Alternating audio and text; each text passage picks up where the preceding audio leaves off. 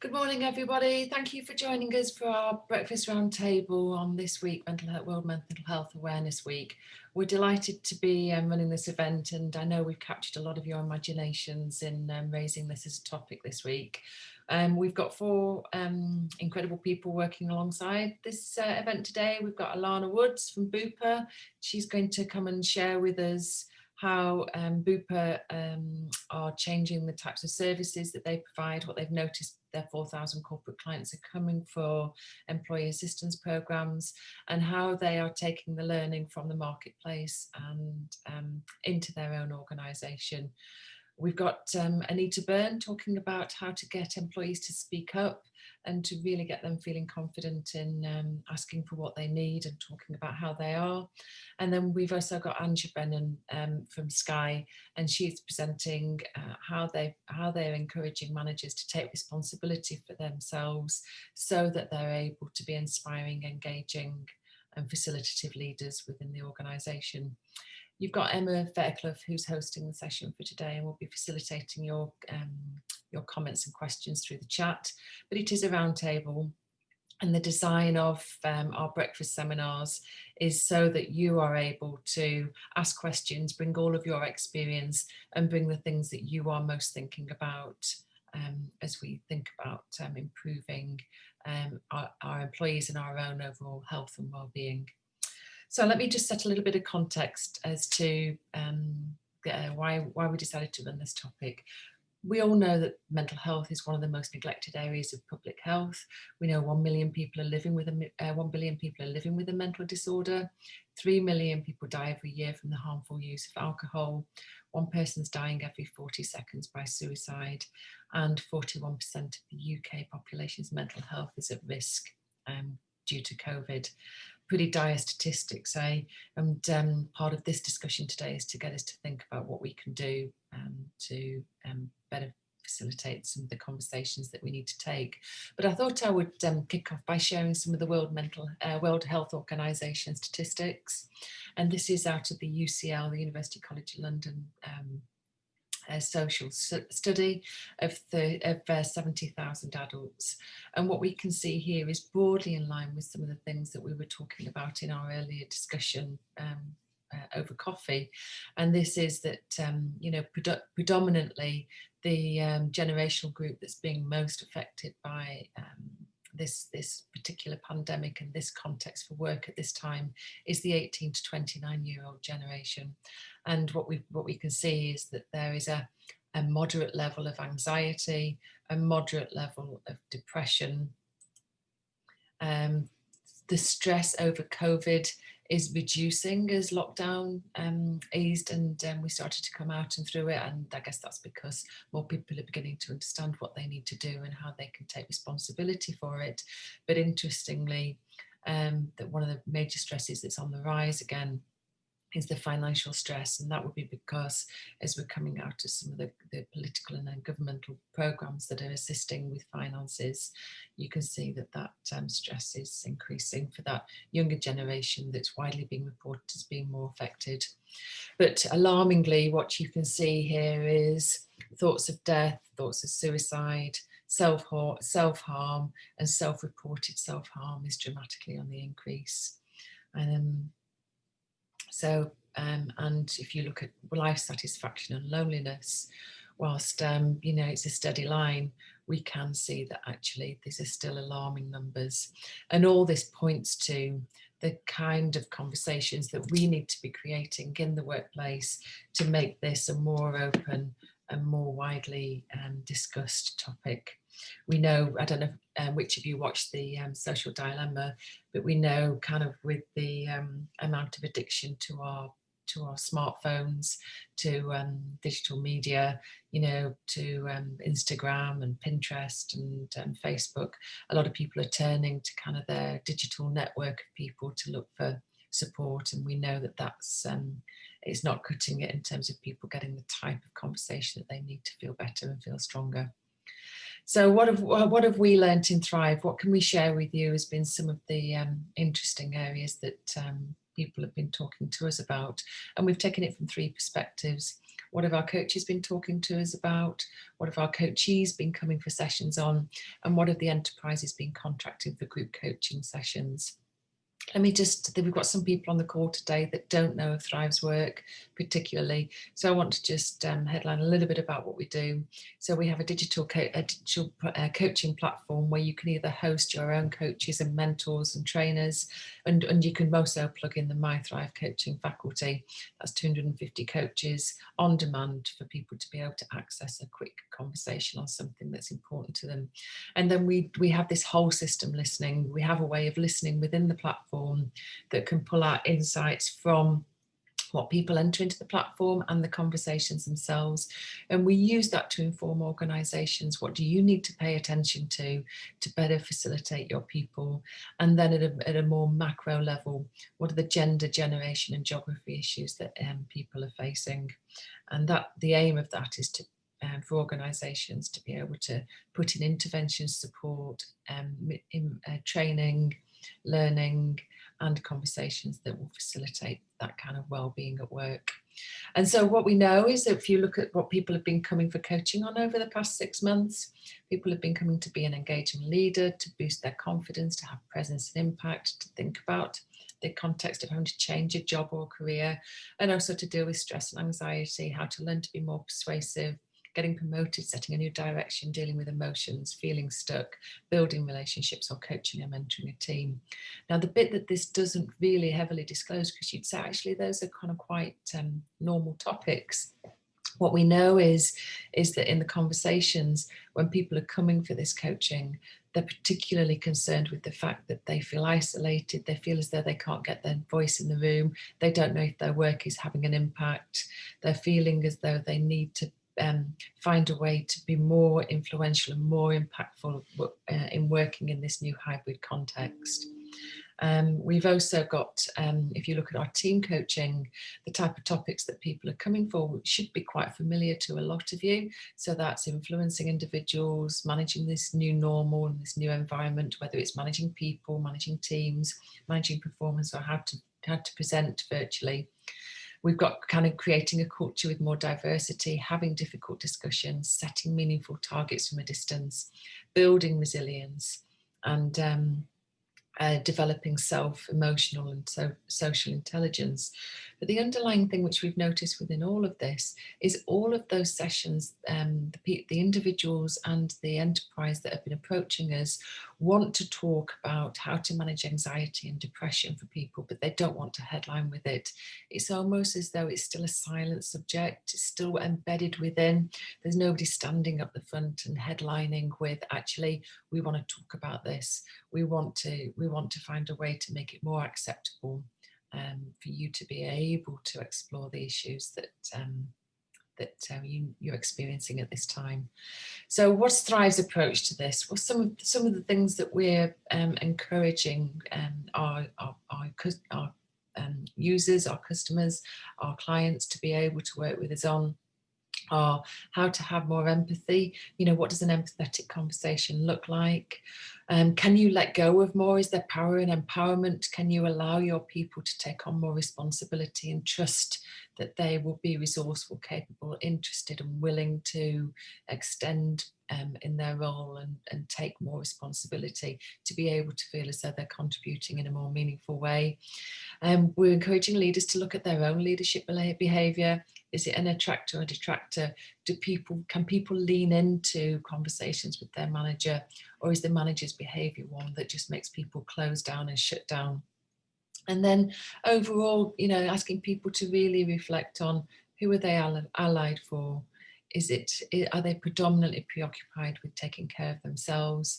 Do they look after and spend time with their small inner circle and close network?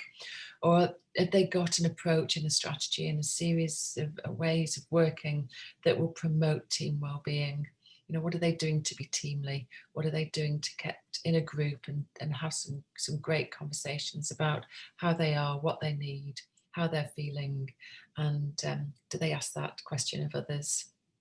And to what extent do they encourage people to to really talk about the wellbeing quotient. You know, is there meaning and pride? Do people feel as though they're valuable? Do they feel as though they can be proud about the work that they're doing, or are they just churning tasks out? One of the things that we've learned is a lot of people are coming because they just feel like work objects at the moment, and all the conversations are task-based, and there's certainly an appetite for getting a real sense of to what extent is the work that I'm doing having an impact, and how do I get meaning in my work? And then, of course, with all of us in a context such as this, with financial insecurity hanging over a lot of people's heads, employees need to really understand what's going on. Otherwise, you know, they make up their own news or their own truth, and being able to, as a leader, to give in whatever level of certainty and clarity that you can will start to kind of counteract this this level of insecurity that can build its own momentum. And then finally, you know, be more inclusive and encourage people to take self-care seriously. So as we go through today's roundtable, I'd like to invite everybody that's on this this session to ask one question. What can you do to get the conversation on mental health and wellbeing more into the muscle for yourself and in your organisation? What can you do to really bring this to life? And our three incredible speakers are now going to spend some time sharing with you what they're doing. We'll allow questions throughout their conversations, and then at the end we'll take half an hour and we'll explore what each of you are doing, what are the key questions that you're consuming with, and we'll have a good, helpful discussion on that. So I'm now going to hand over to Alana Woods from Bupa, and she's going to talk us through that corporate perspective. Thank you. I'm just going to try and share my screen. Unfortunately, we have to use a web-based version of this, Zoom, so it is quite a challenge. So just bear with me whilst I get some slides up. Can you see these? Yes. Amazing. Okay, so thank you. Thanks very much for inviting me to speak today. My name's Alana, and I'm the Commercial Director of Bupa Health Services. Now, I think most people know Bupa as an insurer, but we also have the largest health and wellbeing business in the UK, with over 50 clinics, and we support over 5,000 corporate customers.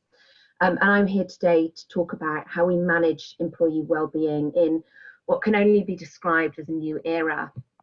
I think probably I have quite an interesting perspective, she says, a different perspective perhaps is a better word, in the sense that as well as being an employer of a large number of people, we also have the insight that we have from our customers. So today I thought we would split the presentation down into kind of 4 key areas: the changing face of work and what that means, what we're seeing within our customer base, what we are anticipating for the future, and then some key tips on how to think about healthcare strategy. We have got time at the end for questions, but for anyone who has recently presented just into a camera on Zoom, you'll know how excruciating it is with no kind of verbal or any kind of feedback. So if anyone wants to ask a question, please do take yourself off mute and interrupt, because I would absolutely love to have some dialogue. So the first thing is, I think everyone will agree that the way in which we work has changed fundamentally. I think at the moment we've got about 70% of the UK population working from home. And whilst that might seem normal now, had we have had that conversation in February, I think everyone would have felt quite sceptical about that. Certainly Bupa as a business had to pivot. And that was frightening and exhilarating and all of these different emotions.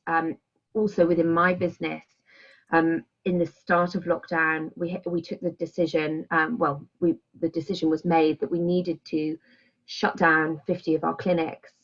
And that was something that personally I found very challenging, and the leadership team found very challenging. And it was really important in terms of how we communicated that transition to our people. And then, as we've been very fortunate, we're starting to roll back up and reopen clinics. We now have all 50 reopened, but we have done lots of surveys and lots of conversation with our staff to understand what they're thinking and how they're feeling. And 44% of people were worried and anxious about returning to work. And I think this is really important to be aware of, because people are worried about multiple different things. They're worried about overcrowding, they're worried about commuting, they were worried about the cleanliness of the offices, and interestingly, about protecting the work-life balance that they had developed during lockdown. So when we think about this period of time, I think well, ever the optimist, I think there's actually been quite a lot of positives. So during lockdown, 71% of people wanted to improve their health and well-being and took steps towards that. We found that 300,000 people gave up smoking, and actually only 11% of people want to return to the office in the way that they were before. So rather than thinking of this as like the how do we get people back into the office, how do we get people back into those buildings, I actually think it gives us an opportunity to really think about how we redefine culture, working culture in the UK, and how we best support our people so that they can live happier, healthier lives, which is actually Bupa's motto, our value. And I actually think the working from home has been a real leveler. I think everyone, I mean, certainly you're inside my very bougie office here with my gold leopard print, and people get kind of a different insight into the people that they work with. My son Jago has appeared on more conference calls than I would like to mention. He once actually escaped whilst I was speaking to the CEO of the insurance business. All of these things, which are very difficult to manage at the time, actually humanize these conversations. And I think one of the things that we really need to try and maintain as we redefine what the next corporate culture looks like in the UK is this humanity and the authenticity that we have. One of the negatives has been obviously that we have lost that regular face-to-face touch point. And I think that there is a temptation to almost pull back, to think people are fine, that they are, our duty of care, almost some people I think feel that duty of care stops, whereas I would argue that duty of care actually needs to be more significant. We have a bigger duty of care, and we have to go beyond and formalise those conversations which are no longer happening in a working environment. Is someone trying to ask a question? Hello? No? I don't think so. Just yeah, I think it's just someone who needs to be on mute, that's all. Just some feedback. Okay, no problem. Thank you. So what I thought would be quite interesting is if we talk through a bit of a timeline in terms of what we've seen from our... Sorry. I thought it would be quite interesting to talk through the timeline of what we've seen within our corporate customers. So at the start of lockdown in March, we saw a 50% reduction in terms of the calls to our EAP. Now, that is not something that you might expect, but I guess our analysis of that, our interpretation of that data, is that in times of crisis, people don't reach out. They go to the things that they need to do. They focus on how do they manage childcare, how do they work through their specific job roles, how do they focus on the education requirements of those children. And as such, despite the fact that there was huge media coverage of increasing anxiety and depression, we saw a dramatic reduction of people getting in touch with us on our EAP. And I think that that's really important to know, should there be further lockdowns, that actually in those times of crisis where people are feeling stretched, it's actually really important that we make that extra effort to reach out to our employees and check that they're okay. The second thing that I found very interesting is that we saw a 300% increase to our Anytime helpline. So this is a nurse-led service where people call. It's kind of a free service that you get if you're a Bupa customer, manned by nurses, and it's an equivalent to NHS 111. And I think during that time, the NHS was completely overwhelmed. Everyone was, aware of the time that it was taking to access that information through that service, and we saw a 300% increase in people calling. And what we also saw was a spike in something that we hadn't seen before, which we've termed generalized health anxiety. And it was general concerns around themselves, but often their family, coughs and colds, how they should manage things. And actually what it showed us was, in order to reduce anxiety, we needed work out ways to get information to people very quickly. And in response to that, we set up a COVID hub where we had things around, spotting symptoms, how to manage if someone has COVID within your home, things around depression, anxiety, and stress, so that we were able to get in front of that tsunami of questions with information to start to direct people to relevant content. During the lockdown, we also saw a huge increase in the complexity of virtual GP appointments. And I think that this is related to the fact that people were unable to access primary care in the most part. And that is significant. We know that during lockdown, we saw a 20% reduction of people being able to access the contraceptive pill. And we saw a 50% of people being able to access the morning after pill. And also things like abortion services are not available during this time. And the reason I use that as an example is these are unrelated, well, they seemingly unrelated things during lockdown, which actually are going to have a huge bearing on businesses. The UK is already the unplanned pregnancy capital of Europe. And without access to these fundamental services, we will see a big spike in unplanned pregnancies, which is going to have huge cost implications, not only for the women and the families, but also for our businesses. Similarly, we missed 600,000 smear tests during lockdown. And that also has huge implications for the future of cancer screening, etc. And I actually read a study that said that in the last 6 months of missed screening appointments, it will take us over 4 years to catch that up. And the reason I'm saying that is I think that whereas before we could very much rely on the NHS to be able to deliver core services, we as employers might want to start to think about how we step into that space to better support our people, and almost going back to that kind of occupational health, public health of the 80s, where we're really thinking about employee well-being from a preventative perspective as well. And then, yes, hi. I just had a question come in from Emma Richardson at Lewis Silcombe, and she said, is the reduction in the EAP calls due to individuals feeling that they haven't got the private space to be able to make that call, the lack of awareness, as in the organisation not promoting the contact details, or is it something else? So I think it's not the lack of awareness, because it was 50% of our anticipated call volume of normal calls. So we effectively halved the number of people that were calling our EAP line. My assumption, and I think you've kind of rightly guessed, I think it's very difficult to have calls around your mental health when potentially you've got your partner at home, you've got your child at home. All of this is obviously speculation, and we will do kind of, as we gather more data, we'll get more into the detail of that. But our working assumption is if there's no privacy to be able to speak, and to kind of add a bit more evidence to that, we tend to see drops, although not that significant, during times of school holidays. So at Easter, we see call volumes reduce, and we see the same thing during the summer. So that's effectively my assumption and the business's assumption. Thank you. Thank you. So I can't actually see anyone's face. I can only see my slides, so it's really difficult. So if there are any more questions, if you could just call them out, that would be great. I'm not ignoring you guys. The other thing that I keep using the word interesting, and interesting is really not the right word, but we've seen a spike in inquiries relating to bereavement.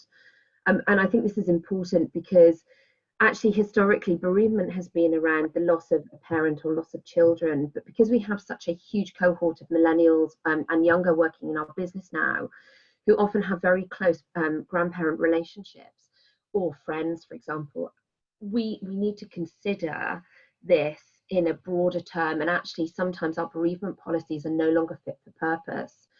And then the other thing, which I think is just horrifying and has been extremely well documented, we saw that domestic violence during lockdown had risen significantly, and it's still consistently high.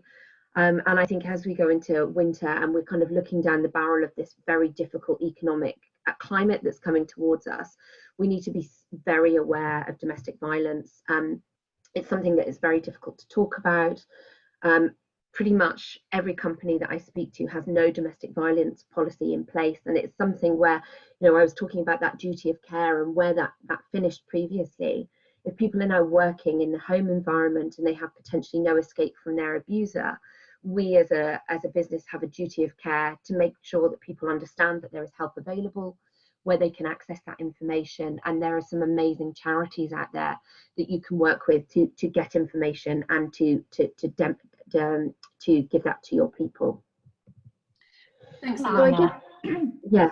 Emma again. I've just got I've got a question from Joanne at River Island. Joanne, would you like to say this on camera, or would you like me to read it out for you? I'm happy either way.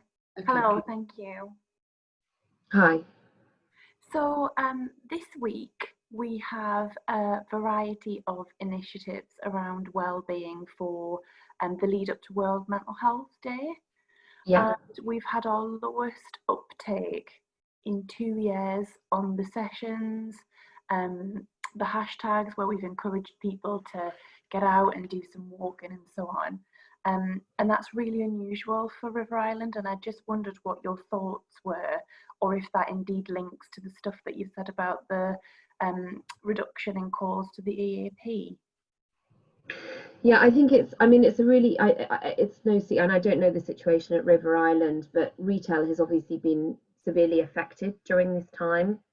And we're seeing with our retail customers that mental health has been really badly affected. And that potentially, I'm assuming you furloughed people during the lockdown, that engagement becomes much harder. We have also seen the way in which we communicate with people has had to be quite different. So we've really had to change our messaging. And, we're also preparing for World Mental Health Day and doing all of the things that we would, typically think about doing. But we've had to, whereas before we would have a lot of opportunity to engage people within our work environment, actually we're having to think about how we do things digitally and how we lean much harder on the line managers and leadership team to really model those behaviours.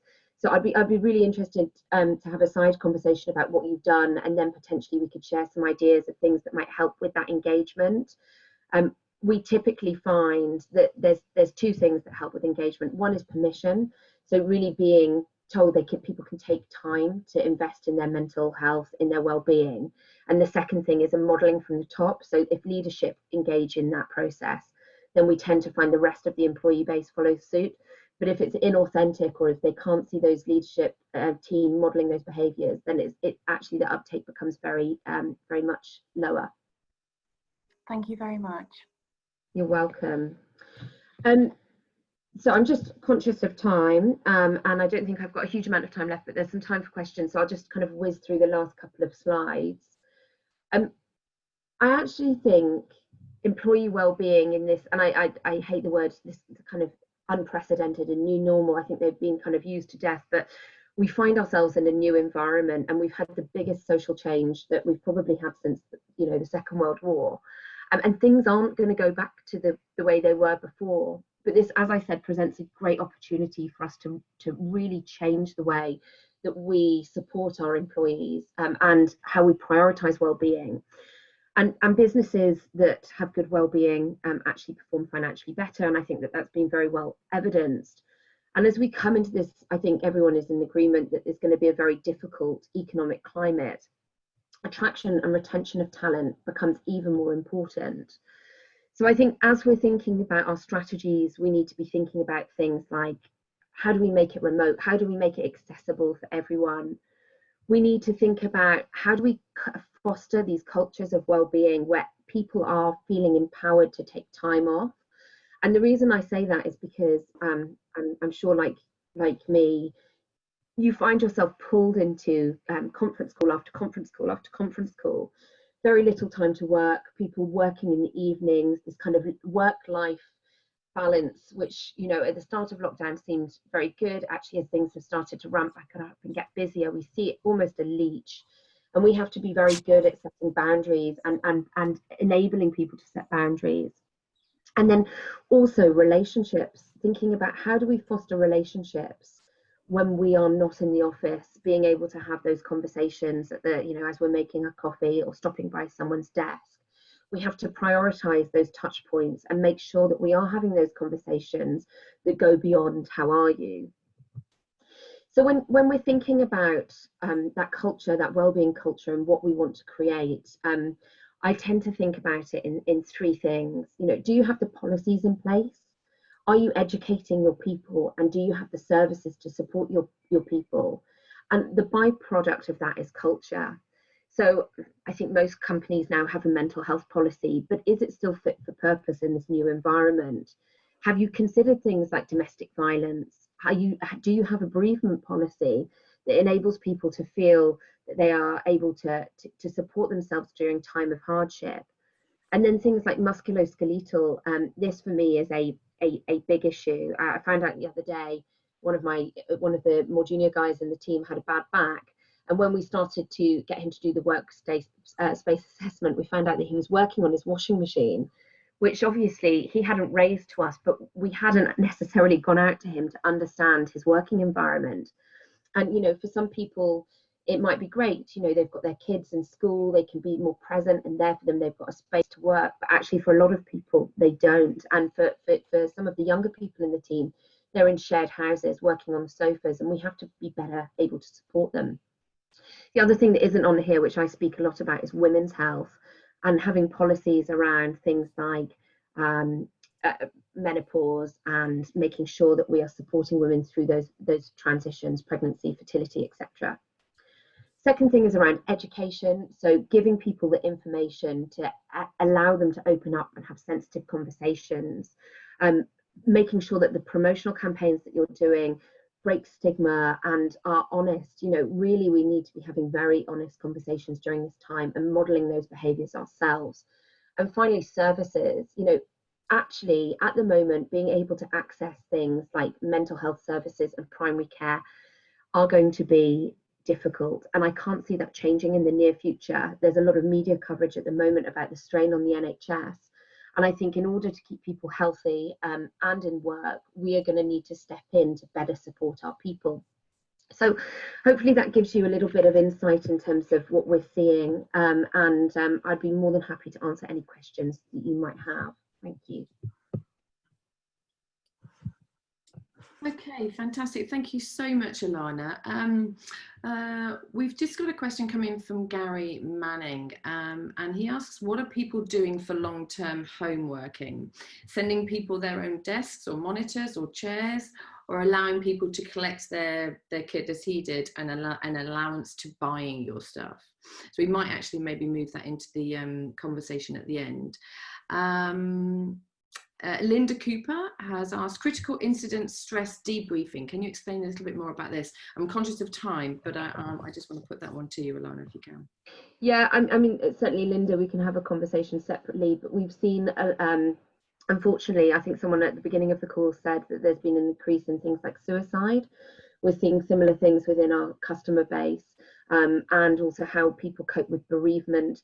So we effectively, within our EAP business, we are able to help businesses manage that, ensuring that people are supported and able to continue with their roles whilst understanding that there are services available.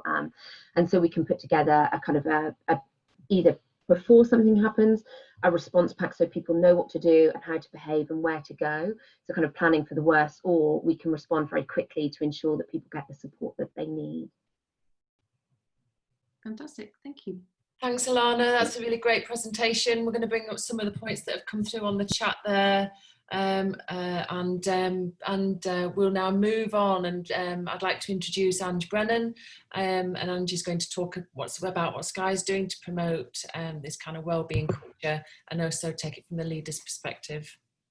Over to you, Ange. Thank you, Pam. Hi, everybody. Just echo a lot of what Alana said. We are finding a lot of the same things, so we can, I'll enjoy the conversation later about some of that. But my focus today has been really to share with you some of the stuff we've discovered about leadership behaviours in this, which quite a few of us have touched on already in some of the chat. So let me just bring up my slides. and we can kind of take it from there. Just hopefully this works.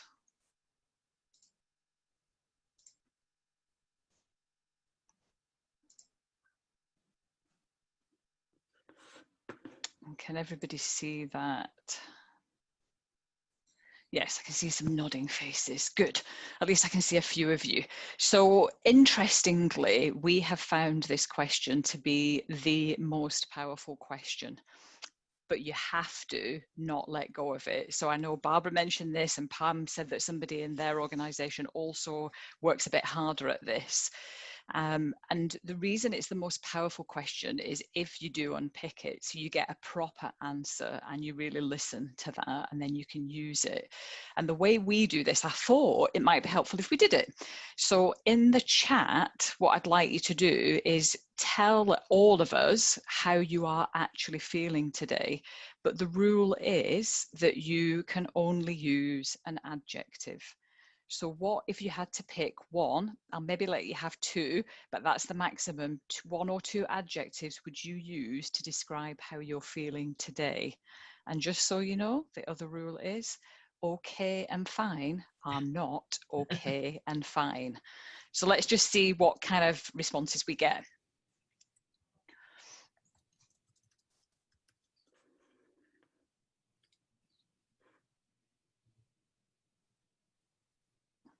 And Emma, I might need your help here because I can't see the chat when I'm sharing my slide, but it'd be good to see what is there any trend or pattern as to some things that people are feeling? Let me read them out as they're coming in. Fatigued, tired, alert, encouraged, apprehensive, optimistic, dandy, overwhelmed, depleted, exhausted, happy, calm, excited, energized, positive, motivated, buoyant, alert. Okay, so a mixture, right? And the reason that we found this to be the most powerful is because it allows you to start with the other person in mind. It makes them really think about how they're feeling. And in a virtual world, using the chat like this actually helps people to unpack a little bit without having to feel they have to say anything. So we've been using it a lot in some of the sessions we've been doing with our leaders, which I'm going to talk to you about around how we manage our energy. But we've also been encouraging people to use this as a check-in a lot with their teams, and not to let go of that, yes, I'm fine or okay, but to really explore it, and then to really get under the skin of what does that actually mean for us all and how could we help each other. So for those people that are maybe feeling overwhelmed or tired, what is it about what's happening that's making you feel like that, and how could the people that are feeling a bit more optimistic or dandy help? So it was just a different kind of way of getting us to explore that slide. And obviously the reason why we all came to this was because that "how are you today" question was it's really drawn everybody in. So what are some of the things that as an overall business are we doing? So this is just an example of some of the things that we do at Sky. It's not exhaustive, there is quite a lot of other things as well. But I think our central belief is that if our culture doesn't care who you are, then it's not going to care how you are. So there's a lot of emphasis on be yourself. In fact, our Jeremy Adarak, our CEO, has been quoted to say he would like people to bring their pub self to work. Minus the alcohol, I think, but that's the general consensus, is that we really need to be looking at inclusivity if we really are caring about how people feel at work and how they're going to perform. So some of these networks are all the different things that we do. We have also done a lot of stuff that Alana was talking about around, we actually launched something called Blue Sky around domestic abuse in the lockdown. And we also have a number of diversity and inclusion groups that have been set up because of the recent events that have happened this year around Black Lives Matter. So there's quite a lot of stuff. But what I really wanted to talk to you about today was, what about leadership? Because we have found that leadership is what actually makes the biggest difference. So as a business, we can have all of these different things available to people. We can try and make sure we've got the right policies. But if we do not have leaders that are really looking after themselves for a start, but also know how to look out for and after others, it makes a massive difference. So I'll share with you a slide that's like a summary, if you like, of what we think great leadership at Sky looks like. We've spent a couple of years doing a lot of research, and I think I'm going to take a guess. I'm going to ask you a question in a second, actually, to see how many people think that this looks familiar or sounds looks like it sounds real. But this is what we found. We found that leaders that behave in these ways are the ones that are most successful. Probably not surprising, right?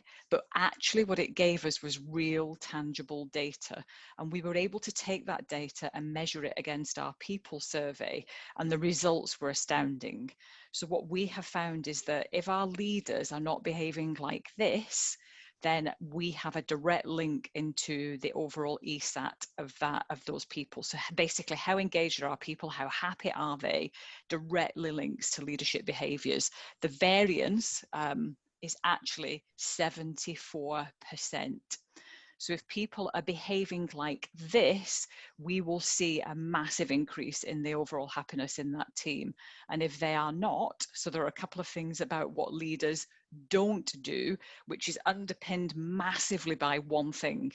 If a leader is unpredictable, then that massively drops the ESAT because nobody knows where they stand.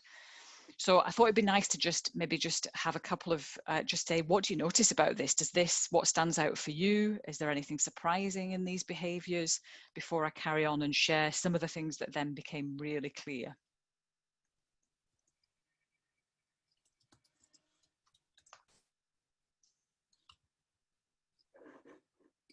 I think you're okay to carry on at the moment. Okay. I'll pose you a question, Angie, if I may. Yeah. And that's when leaders have their own stuff going on. Yes. You know, their own kind of preoccupation on, well, their own well-being, their own financial certainty, the challenge of trying to work out how to manage all of this well when a lot of them still don't know what the answers are.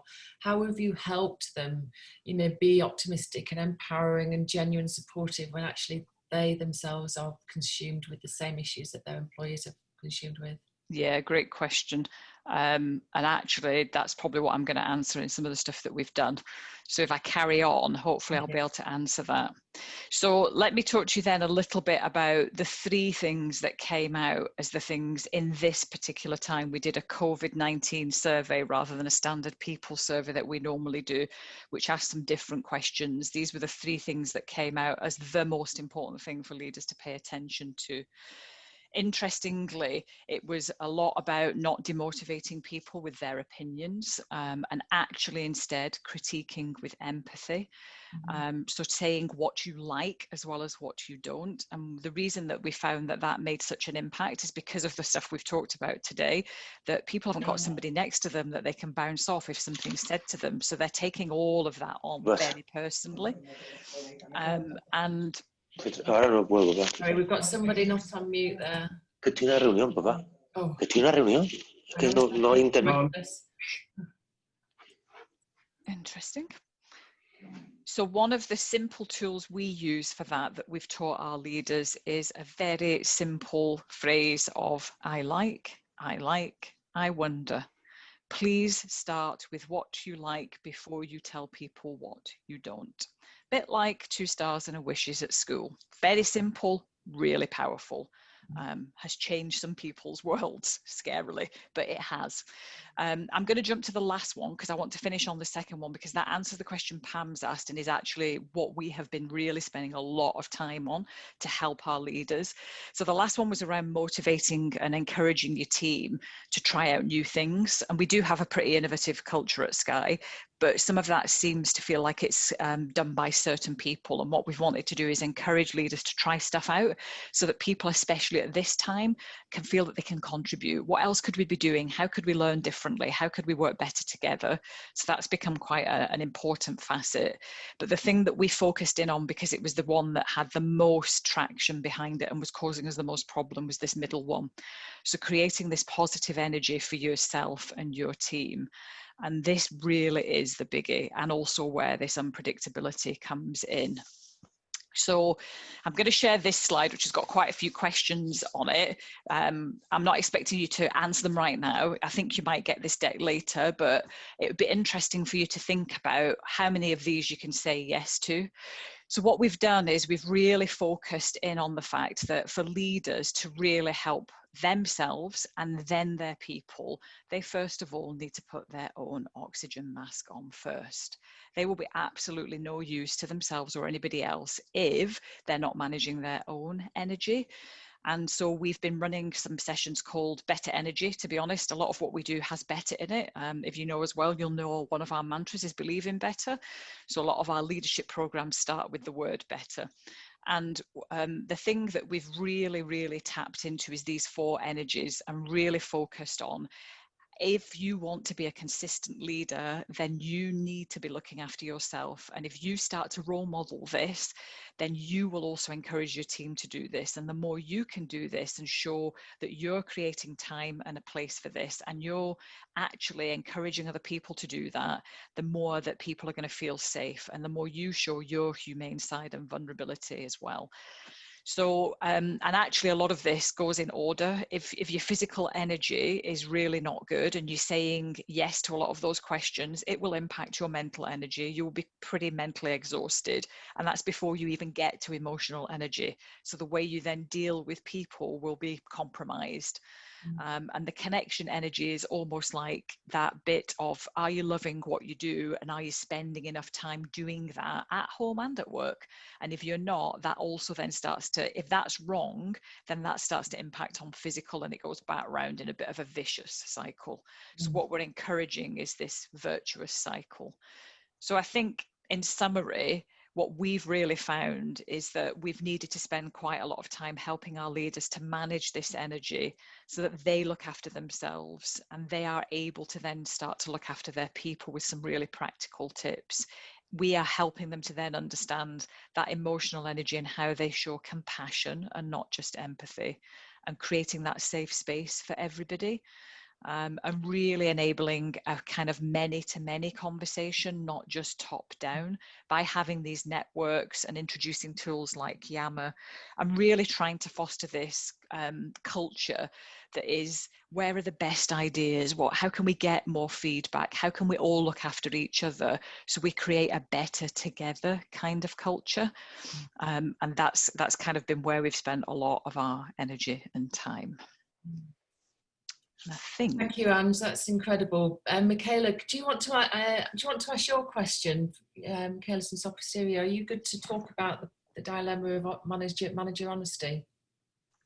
Hello there. Yeah, I'm finding this really interesting, and we've taken a similar approach about, you know, your own oxygen mask. But yeah. I just see this in how I'm interacting with the managers. I see that barrier go up, and you know that it's just building that culture of trust whereby it's okay to ask for help, and you can all give all the information. We've been given so much information, people getting information by email, on TV, and they're swamped with it. So we're trying to focus on just make that one small change, and we're a bit stuck with that because, as you know, cultures and trust, that takes time, and yet we want to help people now. So I'm just really curious to find out what the room is thinking about helping people apply this overwhelming amount of information that they actually have, actually doing something with it. Anybody got any thoughts on that? How are you getting managers to open up and, you know, talk about it? I think it goes back to leaders role modeling the behavior. So, you know, if you see it, you can be it. And I think that's making the biggest difference with us. Yeah, we've used a similar mantra as well, of actually Gandhi's famous saying of be the change you want to see. So yeah. I wonder as well if there's, you know, something about, you know, we talk a lot about being able to bring your real self to work. Yeah. And, you know, in a home environment, surely I would, you know, be caring and ask the right questions and behave in that way with my family and my friends. So what is it that stops me from doing that in the workplace?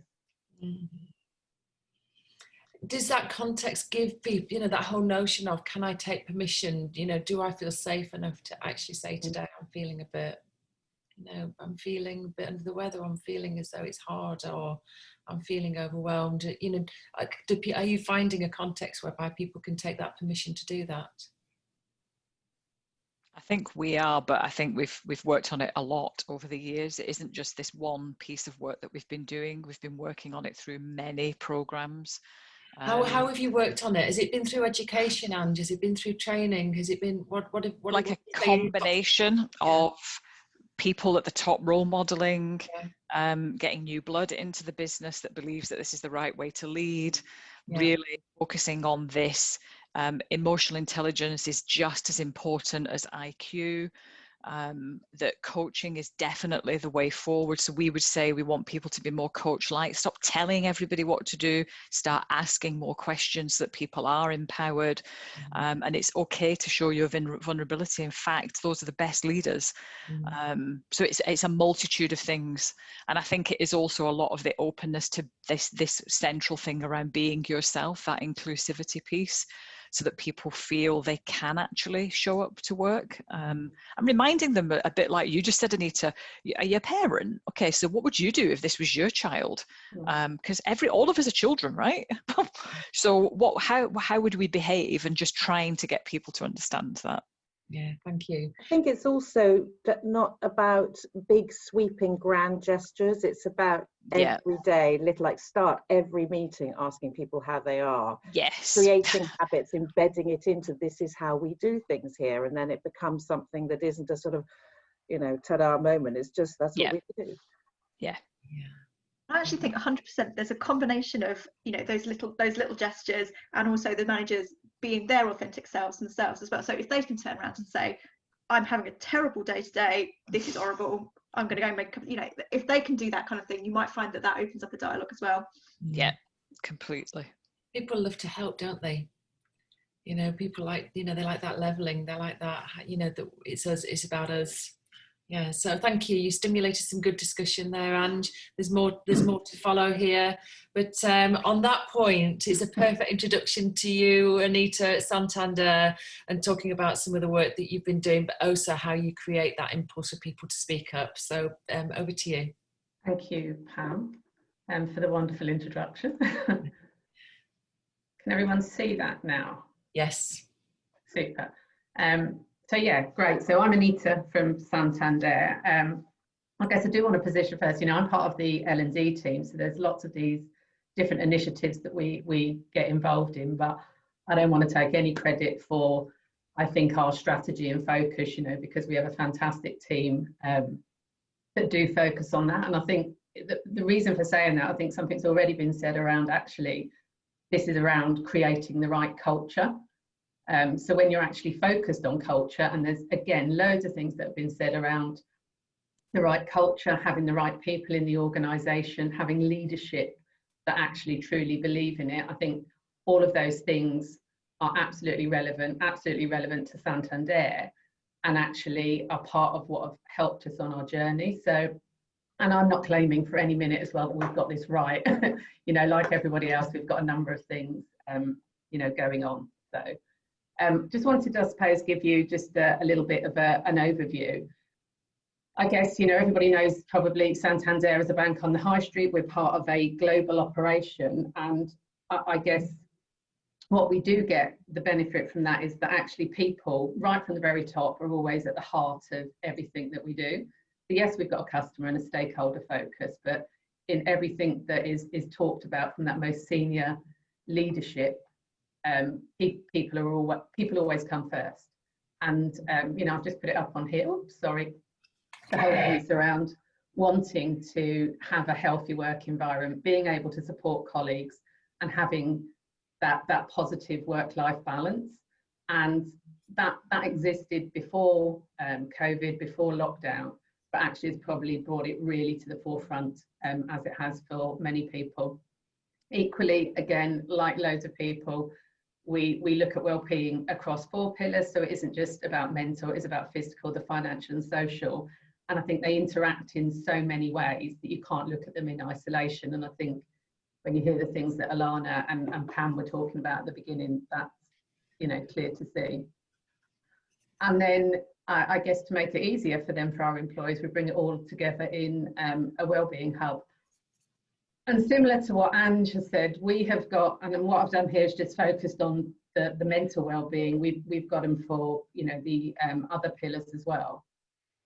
We've got a range of things that are accessible for all employees. There are some things on there that are particularly focused at managers, but actually the majority of them are around kind of just a broad employee offering.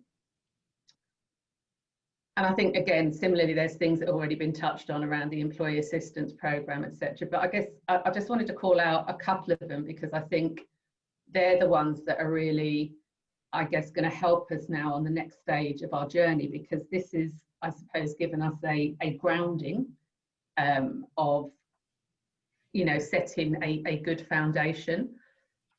But there's probably 3 things on there that I would call out in terms of helping us on the next stage of our journey. So one is around the mental wellbeing community. So we have a range of communities across Santander, and these communities are really owned and driven by employees in the business.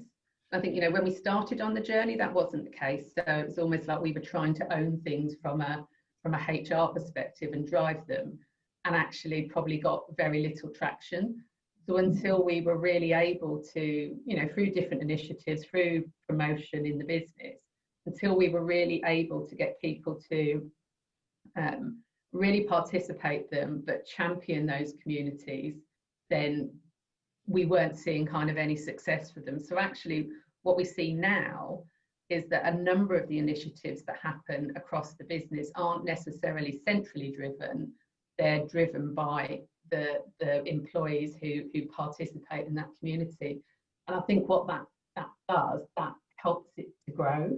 So yes, there's senior sponsorship on all of them, but actually it helps the community to grow, and it makes people feel comfortable, I think, with some of those peer-to-peer conversations. The other thing that we have the benefit of at the moment is we have a wellbeing ambassador.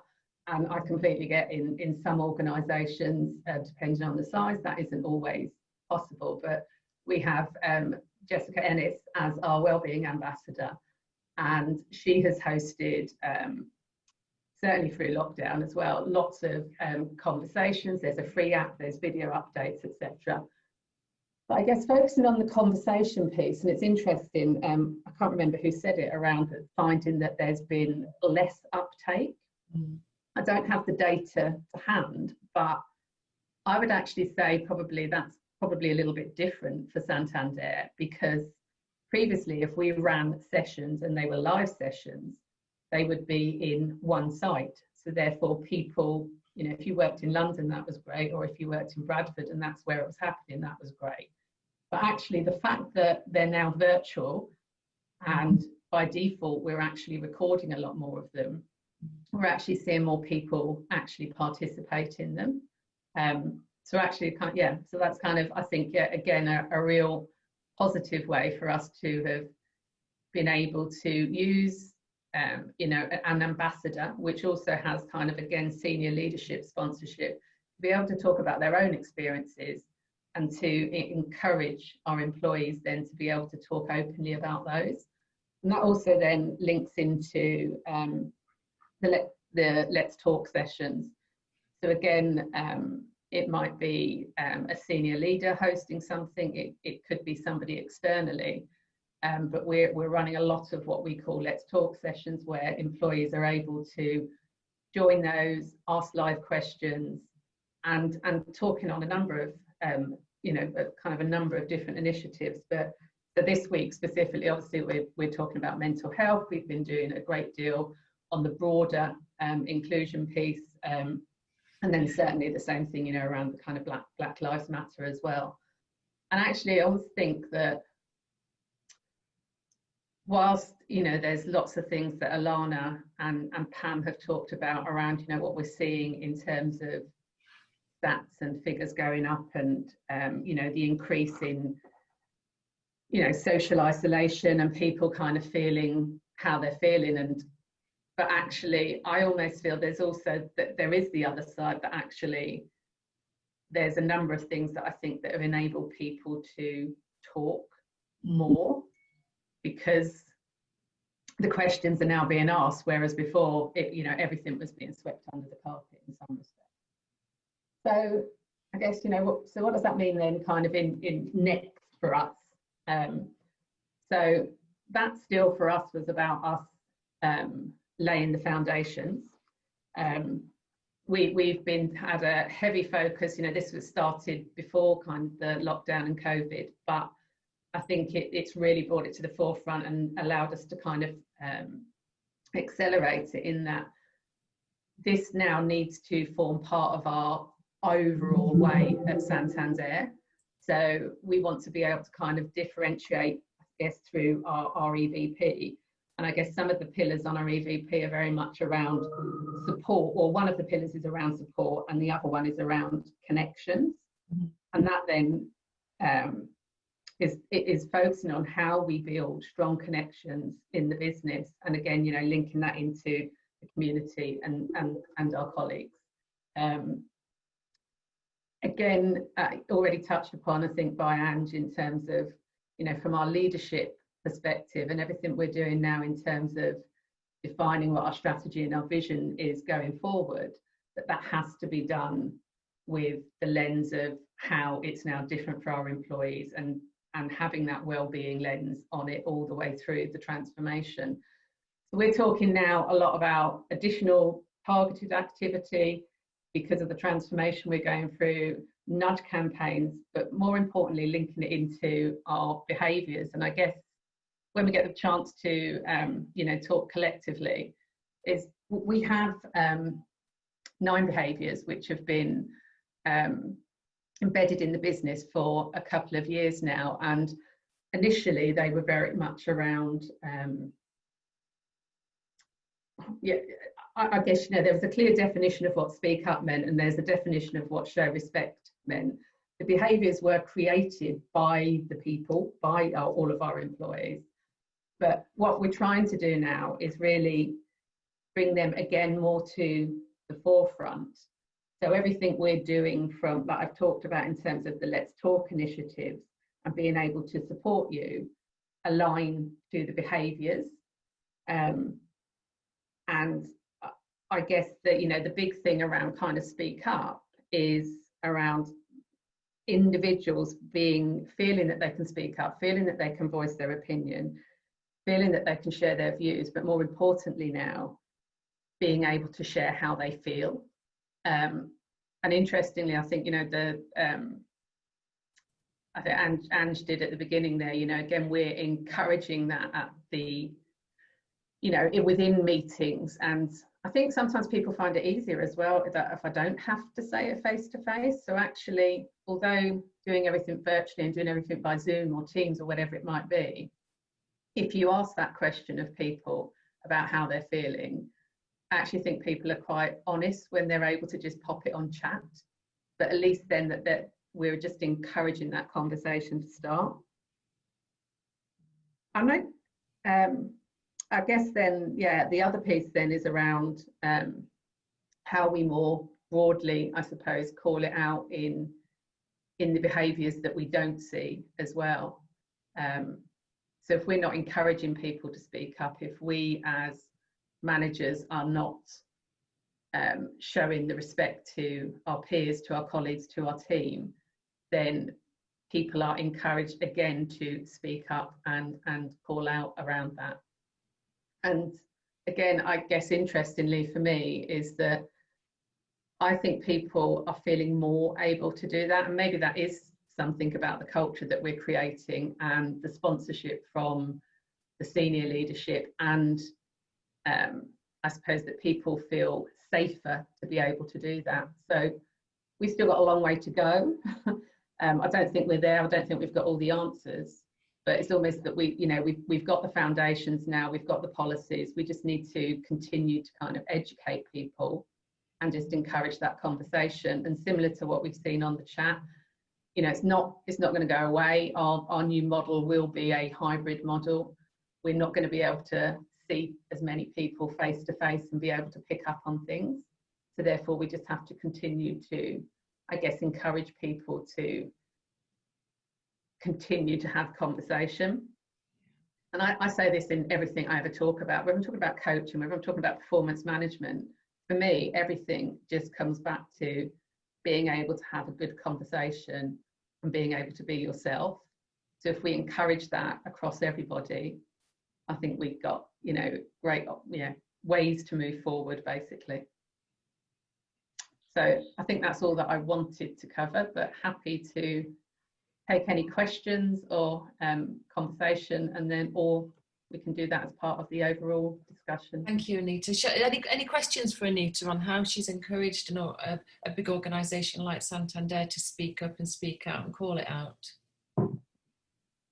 We've got quite a few, again, it's sparking some really good conversation in the chat, which is great, and some kind of mixed bag when it comes to mental health champions and mental health teams. So let's have a look. We have, so Linda has asked, how much time do the mental health wellbeing champions spend in this role, and what support is available for them? It's not, it's not necessarily it's not time driven, as in you have this amount of time. So I think it differs at different points. So obviously if they're gearing up towards an initiative, or gearing up to this week where we've got several kind of events going on, then obviously they would be spending more time on that, and that is accepted organisationally, that if you're part of the community, a community, that you can contribute to it in that way.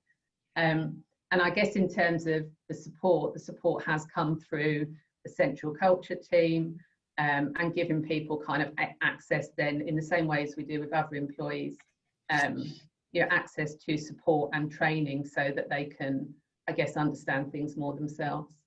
Can we just open the debate up on mental health champions? Because there's two sides to this. One is, how do you equip them and having them in place? So whether it's mentors, you were saying that you've put mentors in, and then we also had kind of, we've got these mental health champions, and how much time are we spending in it? And then there's the other side, which has been mentioned on the chat, is we're moving away from mental health champions and we're equipping managers. Could people comment a little bit about, do you pass it to somebody so that you've got extra people that people can go to if the manager isn't the right type of person to approach? And how do you stop it all being the responsibility of the manager to facilitate this conversation? What do people think? Do you mind if I comment? Oh, sorry. Please do, Philippa. Right. Thank you. I'm with EY, and I would say where I've seen that really work well is we have mental health first aiders that were trained, of which I'm one, but also there were concerns about people feeling that burden of responsibility within the line. So around that is also the expert sort of help around occupational health, employee assistance, and very clear boundaries put in place for those mental health first aiders, because at the end of the day, we're not experts. So we're there to facilitate the conversation and to encourage people to talk in a safe way, but then we have access to that wider provision in the firm, which I think does make a huge difference. Because I think as people went through the mental health first training, which was quite intensive, it was a couple of days, there were some worries about, well, how on earth do I have a conversation about, are you having suicidal thoughts, for example, at the extreme? And how on earth can you start that conversation? So there were anxieties coming into play there. But we have done some of the training as well with our effectively the equivalent of line managers, which again brought out some concerns about where are my boundaries. I'm not an expert in this. So again, I think for me, the importance of having that broader expert network available to refer into is the critical path to success, actually. I think I kind of agree with it. And, even if I took my own experiences, as I've had a couple of people in my own team who have found it very difficult and challenging. Yes, I've been able to have conversations with them, and yes, because we have that level of trust, they've opened up, and I've been able to really understand how they were feeling. But I think, Philippa's point is, I'm not an expert, but because I know what else we have available, it's easy for me to then identify what other support, you know, I can direct them to. And I think that's always a big piece, isn't it, in terms of, you know, how do we educate everybody to know what we've actually even got available to them. Yeah, there's a couple of comments that point about education is, sorry Pam, it is just key. If I could just pick up on that. And Anita, I lead the coaching team in UK and I in EY, and educating the coaches around that. You know, I've had at least 2 conversations, probably 3 in the last 2 weeks, around anxiety, depression, and things that are bubbling around with somebody where actually I think they do need to see someone expert. And so I've raised that with them. So actually educating our coaching population as well, if you have them, is also key. We've got a unique opportunity to engage with leaders in the business and to support them and to encourage them to support their teams. And that's a bigger thing which sits above that, Philippa, which is the whole principle about supervision and support for the people that are giving the support, you know, whether it's coaches, mental health first aiders and managers. And Eva, I'd like to pick up a point that you put on the chat, if I may, and also yourself, Linda. Eva, you said, okay, it is important for the leaders to be honest in this, but it's no small ask. What are your thoughts on, you know, in GSK, you know, giant of an organisation, how are you equipping leaders to feel, you know, either encouraged, enabled, or to be vulnerable in GSK? Well, thank you. We have loads of program, and I was fascinated by the speakers, the variety, you know, these companies offer. We, I think, have very similar stuff available, from helping people to really build their resilience through training. We have a meditation teacher internally. So we have all lots of different employee assistants and the like. I raised this more theoretically because I think some people can take this up and are in good space, but it's also not a linear process, because I might be absolutely available emotionally to contain my team, maybe now, but if something happens around me or with me or to me or whatever, will I be there? Will I be resourced enough to contain others' emotion, which I think is amazingly intense for leaders this time. And while we have all these resources and the intention to empower and let people speak up and all the rest of it, we're going through massive restructuring. And then I'm raising this question as an executive coach also, because I see how people want to be in intimate relations with their teams, but tomorrow I need to fire many of them. How can I hold this complexity as a leader? How can I be available, compassionate, while I know I need to get rid of them, because this is where the business is going. So I don't think we have a solution, but it's also there. And I sometimes really feel for the leaders, because it's hugely complex what they're being asked to do, and it's so easy to project all the blame on them. But actually, who is standing for them? Who is holding them? And I don't think there is a one single solution, because it's so complex. But I think we really need to, because what I've seen through my career, we just hang another thing, what you as a leader need to do. And it has become, and we reduce the resources around often, our leaders, less HR, less this and less that. And it's all kind of thrown on the leader, while what they need to hold emotionally, because of the scale of uncertainty and change, is ever increasing.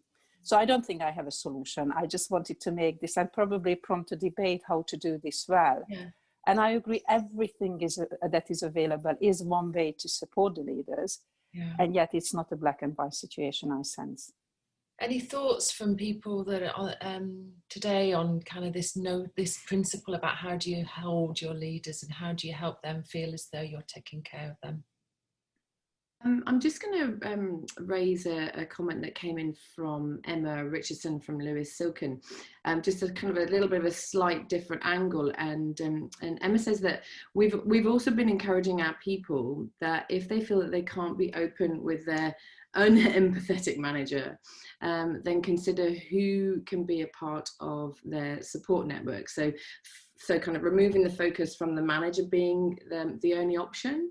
And I guess that does kind of give the manager a suite. Has anyone else experienced that or used that as well to be able to support the managers, that the buck doesn't always stop with them.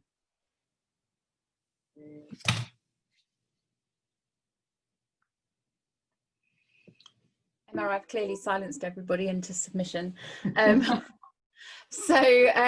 Just to expand on that, we have mental health first aiders, we have a counsellor who's available by appointment only, we have EAP, we also have guardians. Guardians is a relatively new concept that was developed by Lewis Silkin and the Old Vic Theatre, which came about post the Kevin Spacey investigation, when they realised that despite having a lot of mechanisms in place, that there was still the multiple incidents that occurred at that time. And so the guardians were basically formed as people who could be a listening ear and sit alongside somebody who was basically facing some kind of dilemma. So not necessarily mental well-being, but something that was troubling them. And then these individuals then act as signposts to what is available. So we also have guardians within our organisation, and we train guardians for other organisations as well.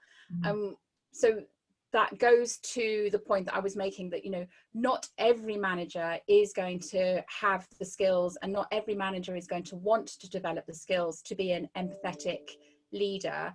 And so if that is the case, we encourage people to build your own support network and to really think about how you go about achieving that.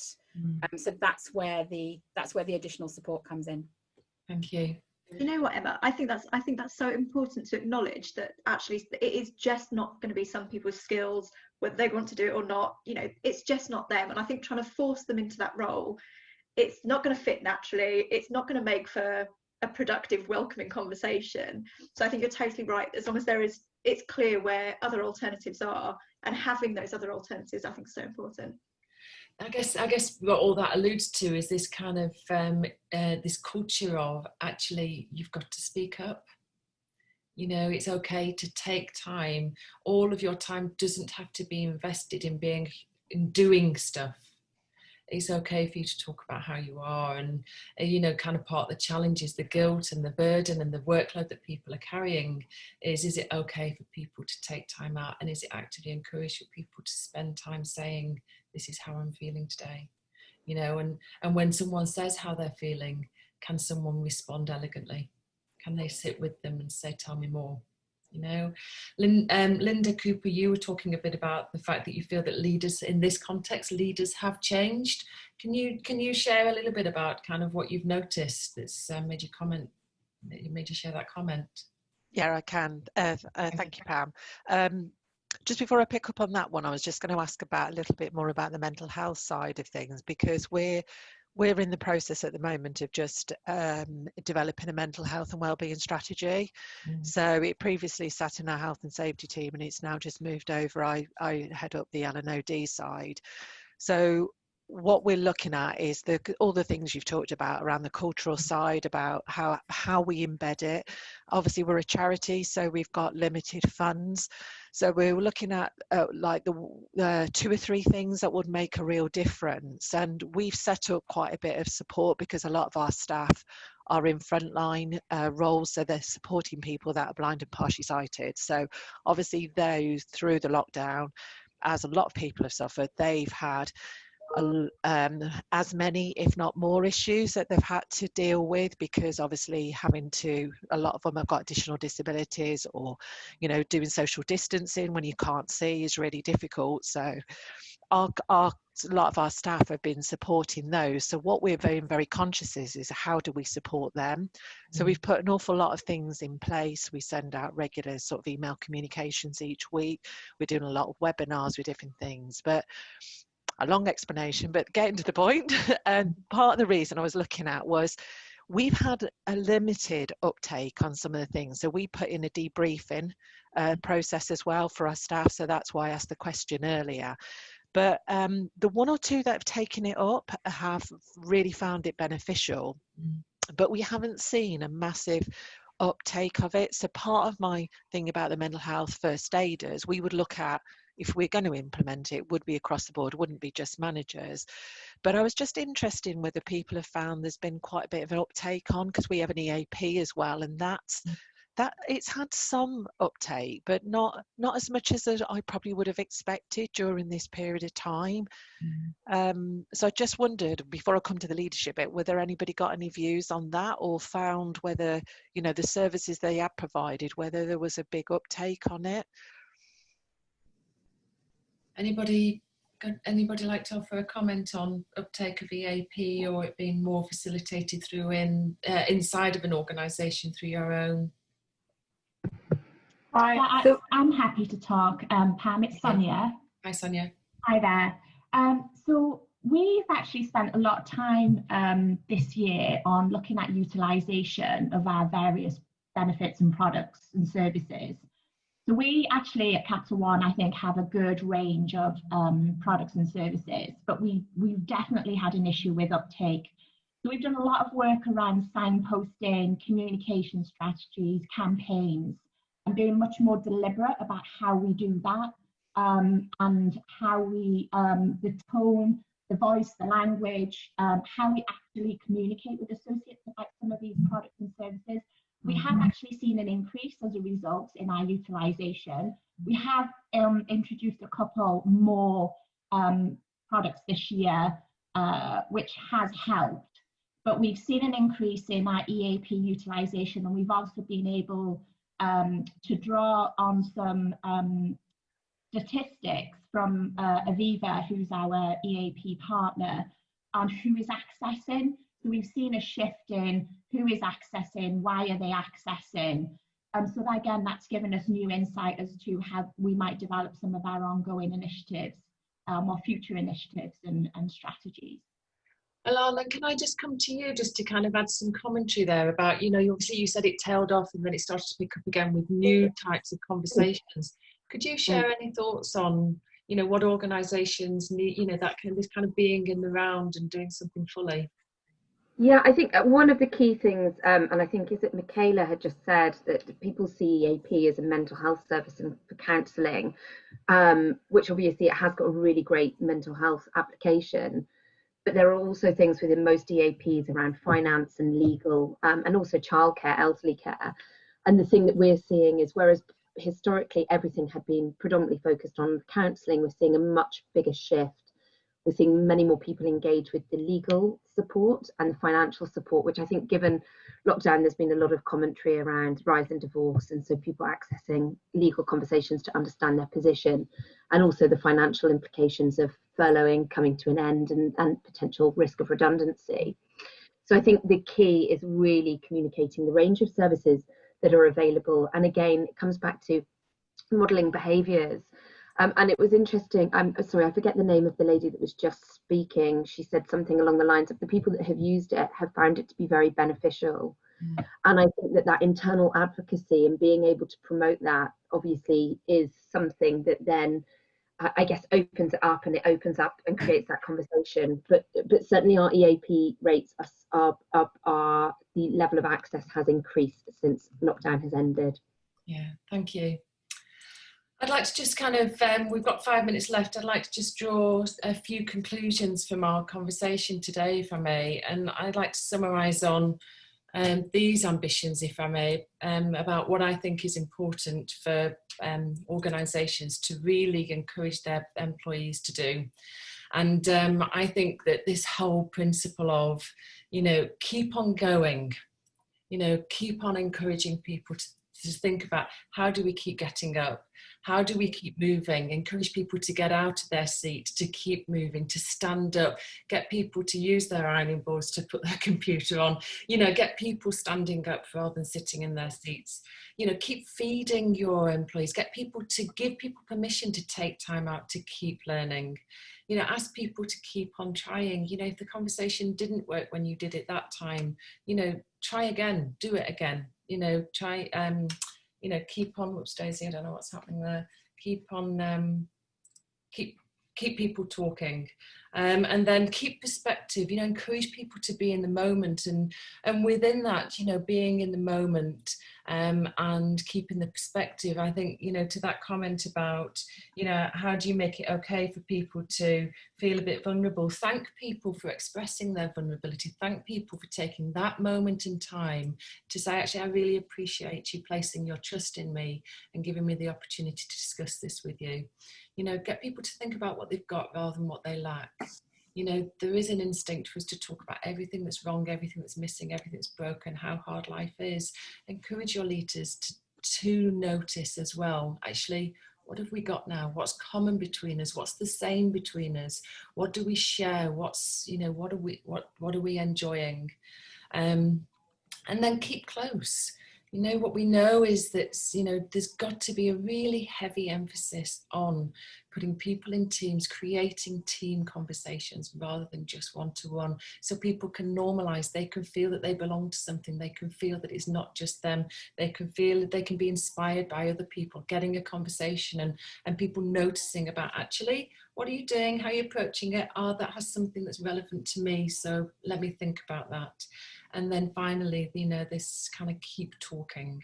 You know, we need to get people to put the tech down, and although we're asking people to relate in tech, you know, spend some time to talk at home. You know, talk with your kids, talk with your colleagues, you know, just actually say that, and show that you're human, and don't just talk to inquire, talk to tell. You know, and what I don't mean is tell people what to do, but tell people how you are. You know, offer it up rather than wait for someone to ask and then feel angry or cross that nobody's asked or that nobody's bothered to show any interest in you.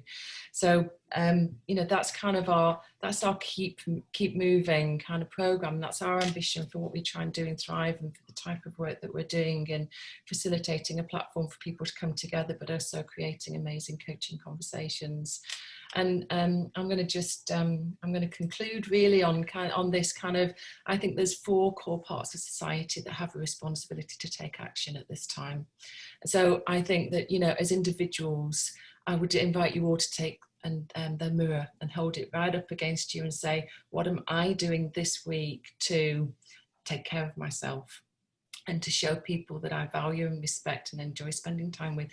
What am I doing to open up a conversation if actually I feel as though they would benefit from having some support?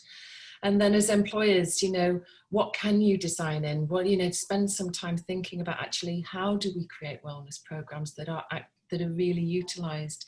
And I do think that point that you were talking about there, Anne, John, I wonder, you know, that kind of principle of getting your leaders to really say, oh, I like how you've approached that, and I like kind of what you're saying there, and I like how that could fit, and I wonder what it might be like if that spirit of inquiry and mutuality and respect is so important in building trust and making people feel validated. In this time where people feel lonely and invisible and isolated, people need to feel seen, they need to feel heard, and they need to feel valued. And that encourages people to take the risk to say, actually, I need help.